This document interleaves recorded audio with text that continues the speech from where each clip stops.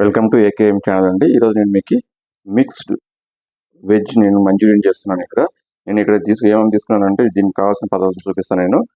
నేను ఒక పావు కేజీ అంతా నేను పొటాటో తీసుకున్నాను, చిన్న కట్ చేసుకున్నాను. ఇంకొక హాఫ్ కేజీ నేను సామగడ్డ తీసుకున్నాను అండి. సామగడ్డ పొట్టు అంతా తీసి నేను మంచిగా శుభ్రంగా కడిగిన దాంట్లో ఉండే పిచ్చి ఇది అంతా మీకు అంటంటే అంతా పోయేట్టుగా మంచిగా కడుక్కున్నాను. దీన్ని కడిగి పెట్టుకున్న తర్వాత దీనికి కొద్దిగా కొత్తిమీర నేను ఒట్టి ఆకు తీసుకున్నాను. ఎందుకంటే దాన్ని మిక్స్ చేసుకోవాలి కాబట్టి ఒట్టి ఆకు తీసుకున్నా, కలర్ఫుల్గా ఉంటుందని. కొద్దిగా చిల్లీ ఫ్లేక్స్ తీసుకుంటాను. ఇక్కడ నేను ఒక్క చిటికంత నేను ఇంగువ,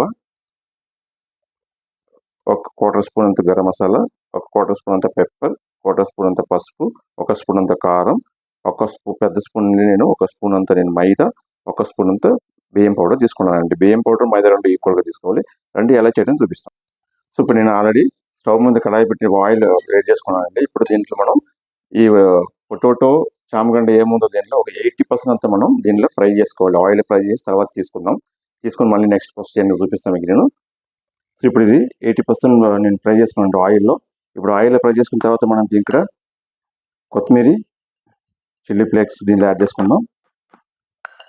మళ్ళీ మనం ఈ కారం, పసుపు, గరం మసాలా, బియ్యం పౌడర్, మైదా పౌడర్ యాడ్ చేసుకుంటే దీంట్లో నేను టేస్ట్ తగిన సాల్ట్ కూడా దీంట్లో యాడ్ చేసుకుండా ఇప్పుడు ఈ పౌడర్ దీంట్లో కొద్దిగా యాడ్ చేసుకొని మిక్స్ చేసుకోవాలి.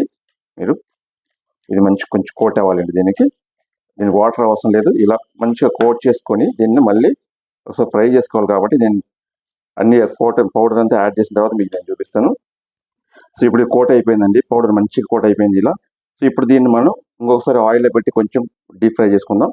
డీప్ ఫ్రై చాలా క్రిస్పీగా అంటే చాలా క్రిస్పీగా వస్తుంది. ఇది డీప్ ఫ్రై అయిన తర్వాత నేను చూపిస్తాను. ఇప్పుడు నేను ఇంకో కడాయి పెట్టుకున్నానండి. కడాయి పెట్టి వేడి చేసుకుంటున్నాను. దీంట్లో ఆయిల్ ఏం వాడట్లేదు. దీనిలో కట్ చేసి ఒక 4-5 పచ్చిమిర్చి చేసుకుంటాను టేస్ట్కి.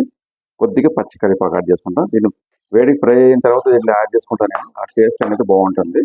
పచ్చిగా ప్లస్ ఆ పచ్చిమిర్చి ఫ్లేవర్ మంచిగా ఉంటుంది దీంట్లో. సో దానివల్ల దీన్ని యాడ్ చేసుకుంటున్నాను. దీన్ని ఫ్రై అయిన తర్వాత దీన్ని యాడ్ చేసుకుంటాం మనం.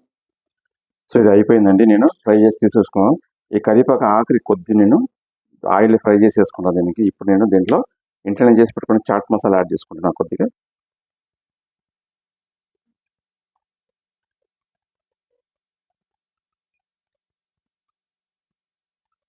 సో రెడీ అయిపోయిందండి మిక్స్డ్ వెజిటేబుల్ మంచూరియన్ మీకు రెడీ అయిపోయింది. సో మీకు చాలా టేస్ట్గా ఉంటుంది. మీరు ఇలాగే ట్రై చేయండి. టేస్ట్ ఎలా ఉందని కామెంట్ చేయండి. మా ఛానల్ సబ్స్క్రైబ్ చేయండి, లైక్ చేయండి, షేర్ చేయండి. By by.